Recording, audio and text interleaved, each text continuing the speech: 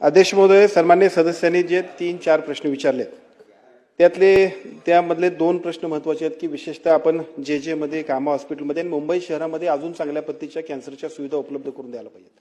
खरं तर मुंबई महानगरपालिका आणि त्यांच्या आयुक्तांबरोबर बसून आपण या सगळ्या गोष्टींवरती एखादी जर बैठक घेतली आणि त्याच्यावरती जर काय स्पीडअप करण्यासाठी सूचना दिल्या, आदरणीय नगरविकास मंत्री आणि उपमुख्यमंत्री एकनाथजी शिंदे साहेबांना सुद्धा त्या बैठकीला बोलवलं तर फंड्स आणि डिसिजन अशा सगळ्या गोष्टी केल्या तर ह्या गोष्टी खूप महत्त्वाच्या आहेत. आणि या केवळ तुमच्यासाठी महत्त्वाच्या नाहीत, मुंबईतल्या नागरिकांच्यासाठी तरी महत्त्वाच्या आहेत. पण मेजर्स जे सगळे पेशंट्स आहेत ते शहरात येत असतात, ते मुंबईमध्येच असतात. त्यामुळे या सगळ्या सुविधा अद्ययावत करण्यासाठी शासन म्हणून या संदर्भातली एक बैठक आपण घेऊया आणि त्या बैठकीच्या माध्यमातून या सगळ्या गोष्टीला निर्गत प्रगतीपथावरती घेऊन जाऊ. दुसरा मुद्दा, माझी विनंती म्हणजे मी असं म्हणतो की हे अधिवेशन आटोपल्यानंतर जरी आपण बोलू किंवा अधिवेशनात सुद्धा जर आपण शक्य झालं तर आपण तशी घेतली तरी सुद्धा बरोबर होईल. निश्चितपणाने तशा पद्धतीची आपण निर्णय घेऊ. देशमुख, दुसरा मुद्दा